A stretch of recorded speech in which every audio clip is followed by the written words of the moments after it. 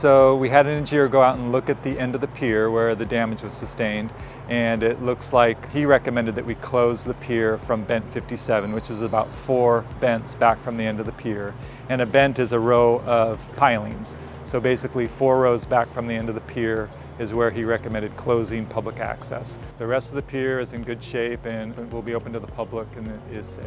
After the engineer did a visual look at the pier yesterday, it looked like to him that something potentially hit the end of the pier, some large object, a large log floating hit the pier to cause the damage. By the looks of the pilings, they look like they were sheared off right at the sand level underwater. With the king tides and the storm surges that we had, the engineer described the forces on the end of the pier were more than typically we would have. Typically we would have the whitewater waves hitting the end of the pier.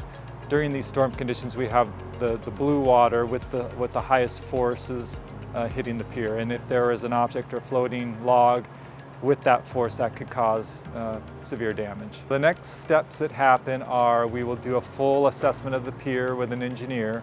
They will do a visual inspection above the water and then do a dive inspection below the water of the full pier structure. Based on that assessment, we will take that to an engineer and they'll need to design the fixes for the pier, and we'll need to have environmental review on the work before we can actually start to do the construction. We'll also need to identify funding to do the construction, which will depend on what the extent of the damage and the repairs will be. The goal would be to get the work done by next winter.